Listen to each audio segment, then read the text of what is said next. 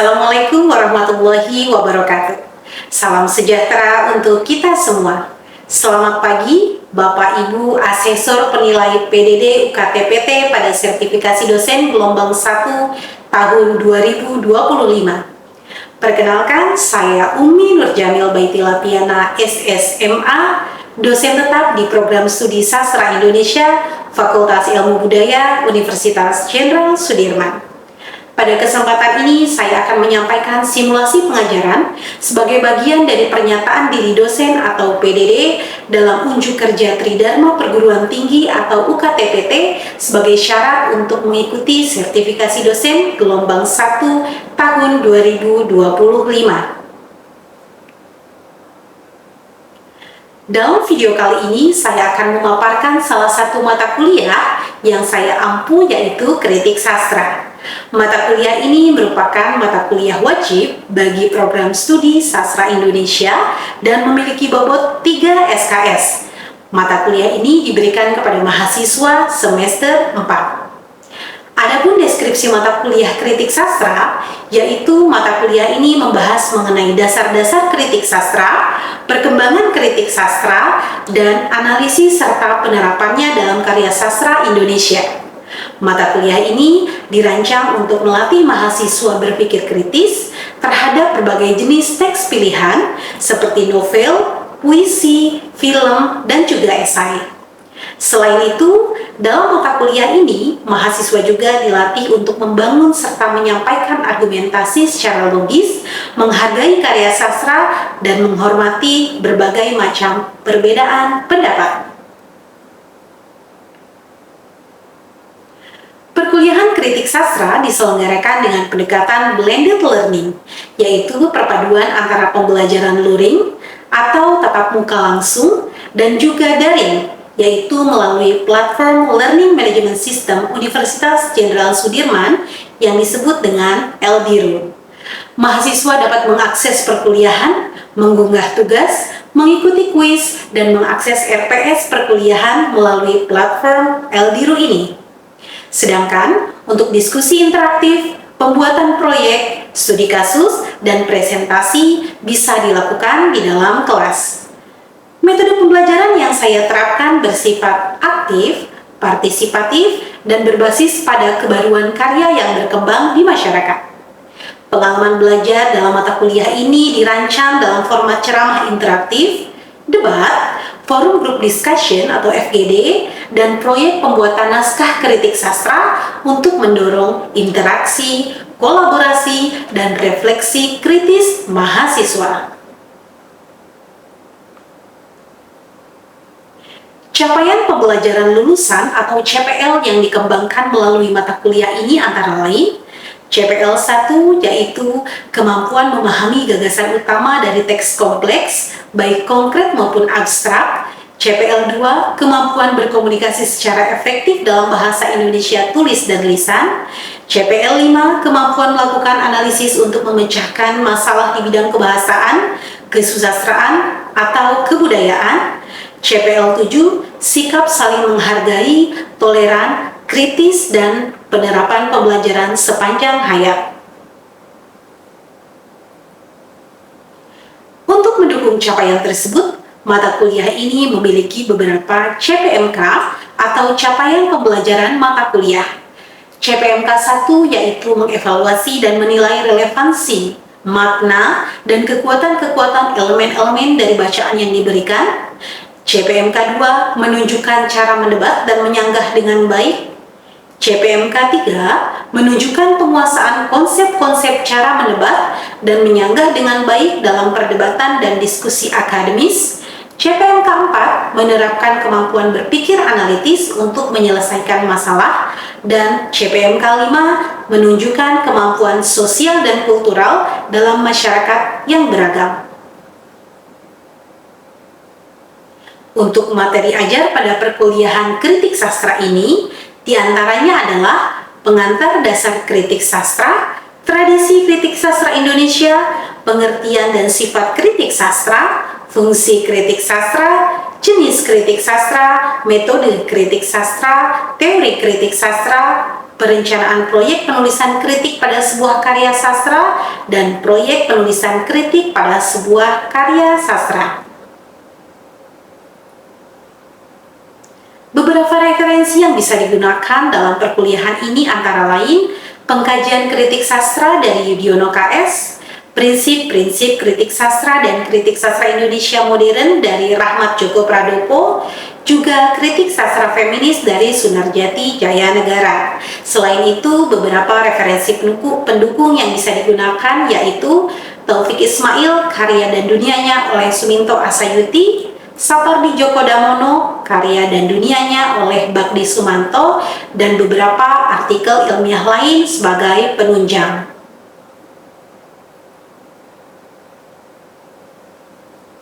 Untuk skema penilaian pada mata kuliah ini berpusat pada 4 komponen utama, yaitu proyek sebesar 30%, aktivitas partisipatif sebesar 20%, ujian tengah semester sebesar 30%, dan penugasan terstruktur sebesar 20%. Penilaian ini dilakukan secara objektif berdasarkan indikator seperti ketepatan, penguasaan materi, kerjasama tim, partisipasi aktif, dan kemampuan analisis terhadap karya sastra. Untuk rubrik penilaian yang saya gunakan adalah rubrik penilaian yang tentunya jelas dan juga terukur. Seluruh hasil kerja mahasiswa yang telah saya nilai akan saya kembalikan kepada mahasiswa sebagai bentuk umpan balik dan juga transparansi dalam proses evaluasi. Harapan saya, melalui metode kuliah ini, mahasiswa tidak hanya memahami teori sastra dan juga metode kritik sastra saja, tetapi mahasiswa juga mampu mengaplikasikannya secara kontekstual dalam kehidupan dan ruang sosial yang lebih luas. Melalui pendekatan ini, saya berkomitmen untuk menciptakan pembelajaran yang berpusat pada mahasiswa atau student-centered learning, sekaligus menyiapkan lulusan yang adaptif, mampu berpikir kritis, dan memiliki daya juang untuk siap bersaing secara global. Untuk tahapan selanjutnya adalah video perkuliahan yang bisa disaksikan melalui perkuliahan kritik sastra berikut ini. Bismillahirrahmanirrahim. Assalamualaikum warahmatullahi wabarakatuh. Waalaikumsalam warahmatullahi wabarakatuh. Selamat pagi para mahasiswa, selamat berjumpa kembali di mata kuliah kritik sastra. Apa kabar kalian pagi hari ini? Alhamdulillah, Ibu. Oke, baik dan sehat ya. Alhamdulillah. Baik, untuk perkuliahan kali ini sebelum dimulai kita akan berdoa terlebih dahulu. Ya, persilakan teman-teman untuk berdoa menurut ajaran agama masing-masing. Silakan.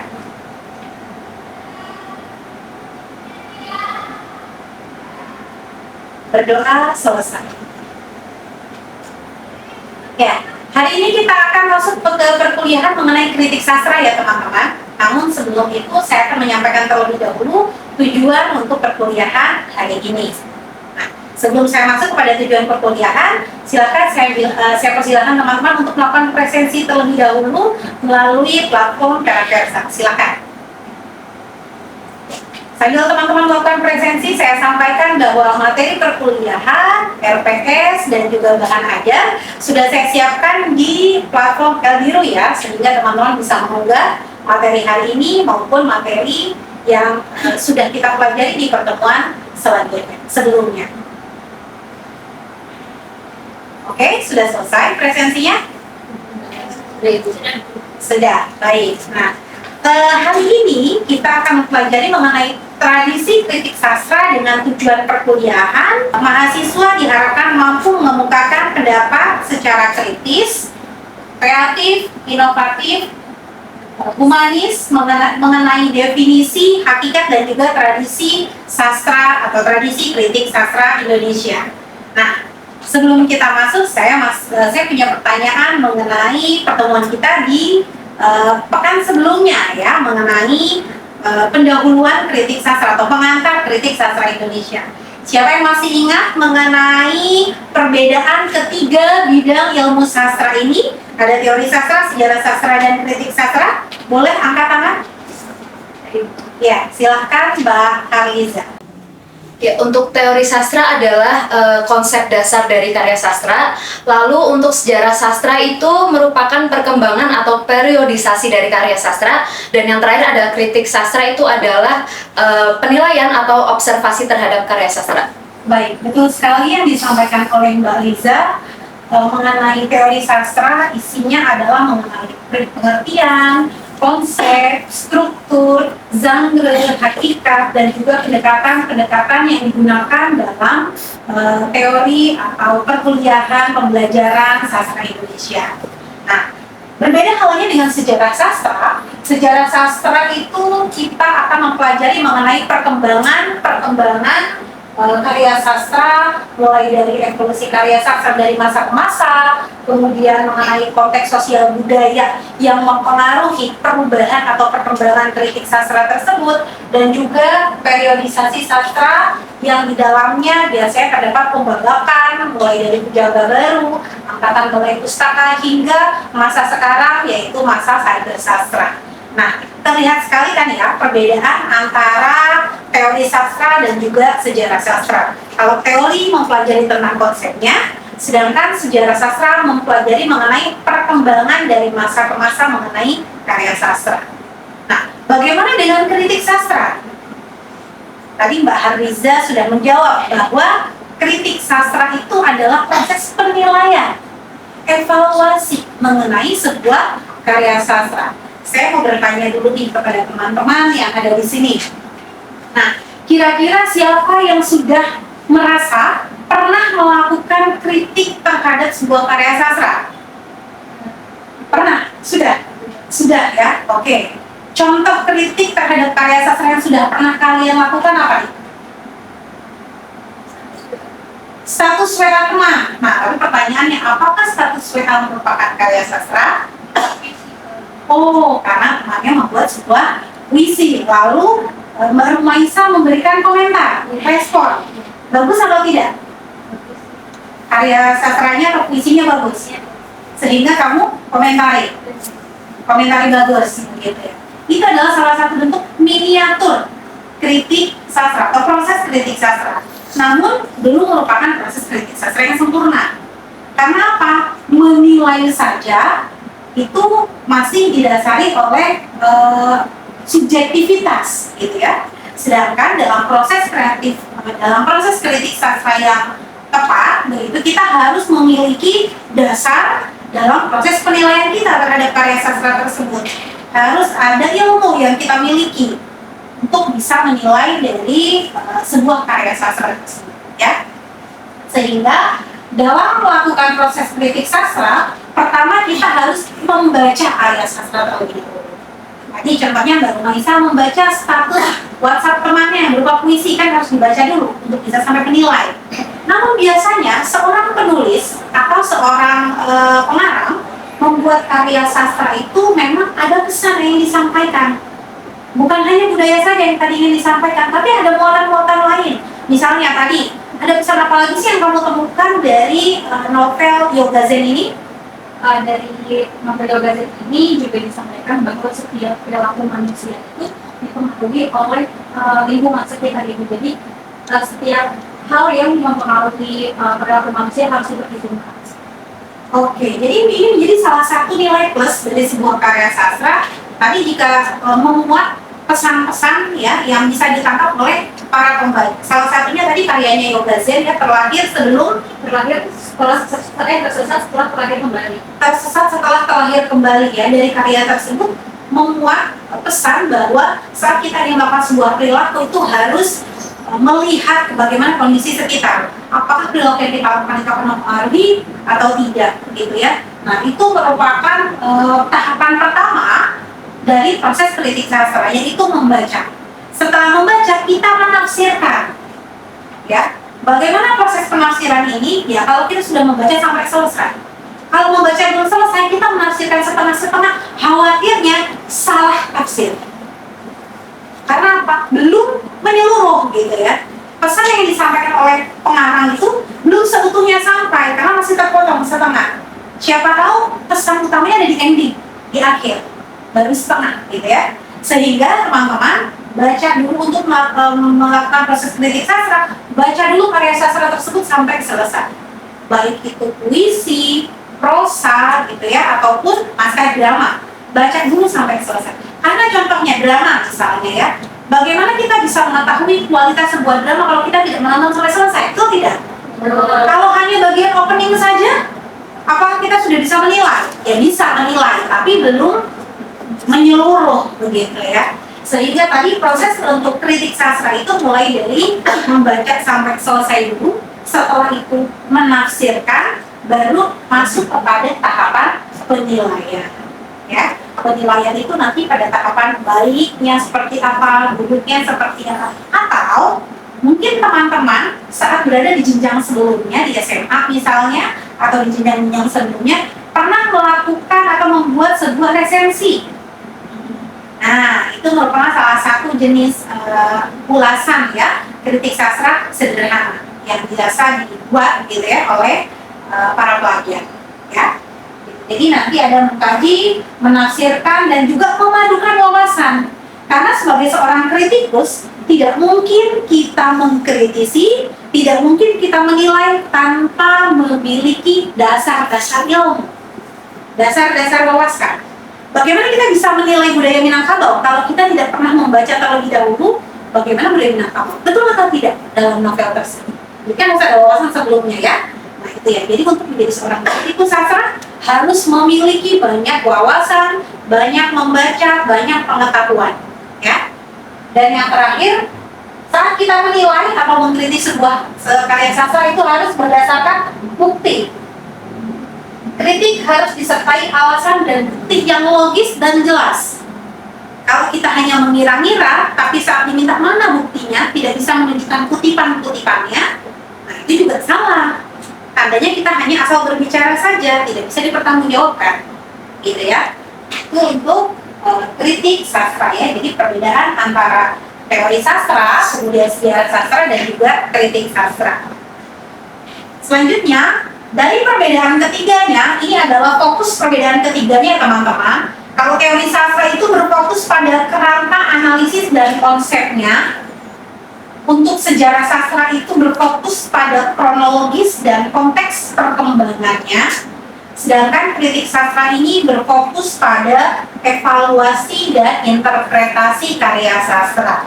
Kita masuk ke pembahasan selanjutnya. Karena pembahasan utama pada pertemuan kali ini adalah mengenai tradisi kritik sastra di Indonesia, maka kita bahas dulu tentang tradisi nih teman-teman.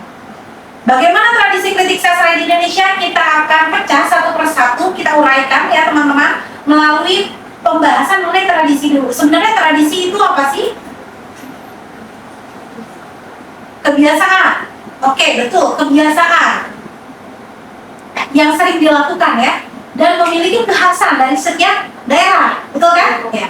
Kalau dari Kamus Besar Bahasa Indonesia, tradisi ini memiliki pengertian sebagai adat kebiasaan turun-temurun dari nenek moyang yang masih dijalankan dalam masyarakat. Jadi tradisi ini mungkin akan berbeda satu daerah dengan daerah lain, atau satu keluarga dengan keluarga yang lain. Ya, setiap daerah, setiap keluarga punya ciri khas tradisi masing-masing. Contohnya seperti yang tampak pada layar teman-teman, gambar pertama yang atas itu tradisi apa kira-kira? Siraman ya, siraman dalam proses apa kira-kira? Lihat perutnya? Iya. Itu ibu sedang hamil ya, mengandung, kemudian dimandikan oleh biasanya keluarga dekat ya, keluarga dekat. Nah ini adalah prosesnya atau tradisi siraman. Biasanya di masyarakat Jawa maupun Sunda ada tradisi. Kalau di Jakarta bagaimana Isya? Ada tradisi siraman? Cuma syukuran aja sih Bu kalau 7 bulanan. 7 bulanan bentuknya adalah syukuran? Iya. Ya, oke. Kalau di Jawa masih kental ya, sepertinya prosesi siraman seperti ini. Dan otomatis teman-teman, tradisi ini memiliki makna tersendiri ya bagi pelaku tradisinya. Ada makna-makna dari bentuk siraman itu, air yang disiapkan untuk siraman, itu adalah salah satu bentuk tradisi. Mereka memiliki makna tersendiri. Kritik sastra, teman-teman. Beginilah perjalanan tradisi kritik sastra di Indonesia. Dimulai di tahun 1930-an, kritik sastra modern ini mulai berkembang di Indonesia. Jadi, ini sangat berkaitan dengan perkembangan karya sastra. Orang akan menilai, yang dinilai apa? Karya sastra. Jadi kalau karya sastranya banyak, maka orang yang menilai itu akan semakin banyak. Maka proses mengkritisi sebuah karya sastra juga akan semakin banyak. Namun jika karya sastranya sedikit, apa yang mau dikritisi? Ya kan? Sehingga ini berjalan beriringan ya. Di tahun 1930-an kritik sastra modern mulai berkembang di Indonesia, dan di tahun 1960-an penerbitan buku kritik sastra sudah dimulai. Jadi buku-buku mengenai kritik sastra, ulasan-ulasan mengenai karya sastra Indonesia itu sudah mulai terbit di tahun 1960-an. Kita lihat rentang waktunya itu ada sekitar 30 tahunan. Nah, saya ingin tanyakan kepada teman-teman, silakan bandingkan bagaimana perkembangan kritik sastra dan juga perkembangan karya sastra. Mana yang lebih cepat? Karya sastra. Alasannya kenapa? Oke, mudah sekali menerbitkan juga, ya. Mudah sekali menerbitkan karya sastra saat ini, dan banyak penulis yang berani untuk mulai menuliskan karya sastra. Sedangkan perkembangan kritik sastra ini lamban sekali. Alasannya karena apa? Kritikusnya kurang, dan problematika lainnya adalah di masalah publikasi. Mau tidak mau, kalau kita berbicara tentang publikasi adalah berbicara tentang pembaca. Kalau dipublikasikan harus ada yang membaca. Kalau tidak ada yang membaca, akan rugi penerbit itu. Sehingga problem utamanya adalah publikasi. Kenapa? Karena sebagai para pembacanya, kita termasuk mahasiswa sastra ya, yang membaca karya sastra atau kritik sastra itu mulai malas membacanya, tidak sih? Kalau saya berikan dua pilihan, mau membaca kritik sastra atau karya sastra, mau pilih mana? Karya sastra. Oke, tentu saja. Sehingga tadi ya, ini problematikanya ya. Malas membaca, kalau lebih suka dengan yang bersifat imajinatif, kemudian apatis, ya udahlah, kritik sastra mau maju atau tidak ya tidak berpengaruh terhadap hidup saya, betul tidak? Oke. Kemudian malas berpikir karena membaca kritik sastra membutuhkan energi yang lebih, kemudian memandang sulit kalau baca kritik sastra, aduh berat nih, lebih sulit daripada membaca sebuah karya sastra, dan ingin berada di zona nyaman, betul tidak? Oke ya, jadi ini adalah permasalahan-permasalahan yang biasa yang menjadikan naskah kritik sastra itu jarang untuk dipublikasikan. Nah, ini juga ada kemungkinan alasan buku kritik sastra ini langka terbit. Yang pertama, karena tidak banyak akademisi yang menulis setelah kritik sastra bergaya ilmiah populer. Jadi bukan hanya dari sisi mahasiswa saja, namun dari para akademisi pun sama. Kemudian kesempatan menulis di kalangan akademisi kurang, karena memang banyaknya beban administrasi, dan yang terakhir jarang penerbit yang mau menerbitkan karena tidak laku di pasaran, ya, sehingga naskah kritik sastra itu jarang sekali banyak dipublikasikan. Ini tawaran solusi yang bisa saya sampaikan, teman-teman, yang bisa kita tawarkan. Yang pertama, bagi mahasiswa menempuh kuliah dengan benar, karena agar bisa tahu ya bagaimana cara menilai. Ya, kemudian yang kedua, banyak membaca sumber, bukan hanya karya sastranya, namun juga sumber teorinya. Yang ketiga, berlatih menganalisis. Nah, dalam perkuliahan sastra Indonesia di Fakultas Ilmu Budaya ini, teman-teman sudah banyak ya berlatih untuk menganalisis ya. Di mata kuliah tertentu, teman-teman sudah diminta untuk menganalisis atau mengulas ya karya sastra, termasuk novel, puisi dan sebagainya. Dan yang terakhir adalah mulai menulis, karena mulai itu susah ya. Betul tidak Aisyah? Mulai menulis itu susah. Oke, sebagai penutup dari rangkaian perkuliahan kali ini, saya akan minta teman-teman untuk melakukan FGD atau Focus Group Discussion. Dibagi dua kelompok saja, kelompok bagian kiri dan kelompok bagian kanan. Silakan teman-teman mendiskusikan dua pertanyaan ini. Yang pertama adalah apa peranan kritik sastra pada perkembangan dunia kesastraan, dan yang kedua adalah sejauh apa peran mahasiswa bagi kesastraan Indonesia. Silakan mulai berdiskusi. Oke, kalau dari hasil diskusi tadi kita anggaplah kita kelompok satu gitu ya teman-temanku. Tadi kan pertanyaan reflektifnya itu apa peranan kritik sastra pada perkembangan dunia kesusastraan di Indonesia gitu ya.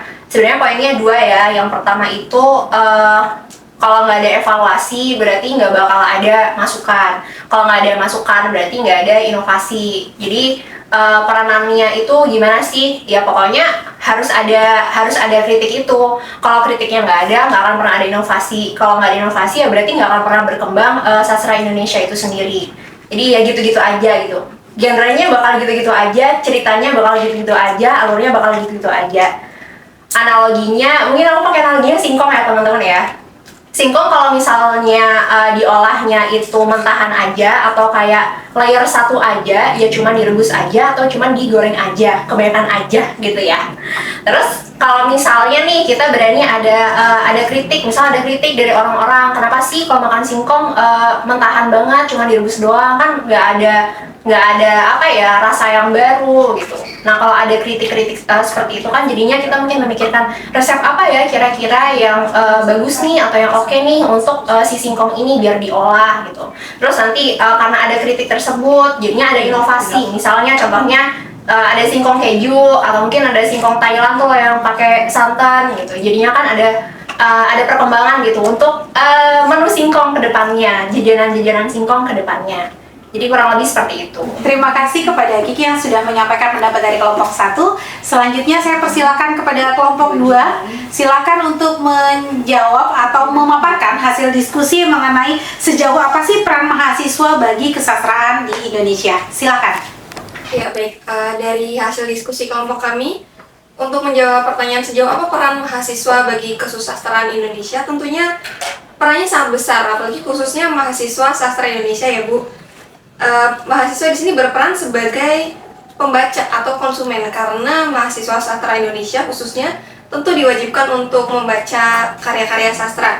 Kemudian yang selanjutnya sebagai produsen atau pembuat, karena mahasiswa juga memiliki karya-karya untuk menghasilkan karya-karya sastra untuk dipublikasikan seperti itu. Kemudian yang terakhir yaitu berperan sebagai kritikus, karena mahasiswa memiliki ilmu sebagai dasar untuk berpendapat dan mengkritik karya sastra itu Bu, seperti itu. Baik teman-teman, terima kasih tadi sudah menyampaikan pendapat mengenai peranan mahasiswa dan juga mengenai peranan kritik sastra di ranah perkembangan sastra Indonesia. Nah, sebagai penutup, saya akan menyampaikan kesimpulan untuk pertemuan kali ini, yaitu kritik sastra sebagai jembatan vital antara teori dan karya sastra secara konkret.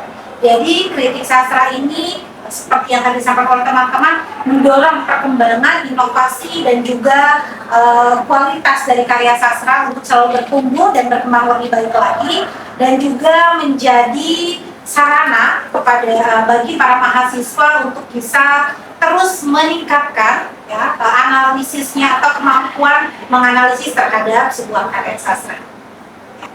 Teman-teman, ini adalah akhir dari pertemuan kita untuk materi tradisi kritik sastra Indonesia. Besok atau pertemuan selanjutnya, pertemuan pekan depan, akan kita lanjutkan mengenai fungsi dan juga sifat dari kritik sastra di Indonesia. Sebelum saya akhiri, saya akan bertanya terlebih dahulu, apakah tujuan pembelajaran yang sudah kita sepakati bersama di awal itu sudah tersampaikan semua? Sudah. Oke. Semoga pertemuan kali ini bisa memberikan manfaat untuk teman-teman, untuk saya, dan untuk kita semua, juga terlebih untuk perkembangan sastra Indonesia ke depannya. Sebelum saya akhiri, mari kita tutup dengan doa terlebih dahulu. Saya persilakan kepada mahasiswa untuk membaca doa sesuai dengan agama dan kepercayaan masing-masing. Silakan.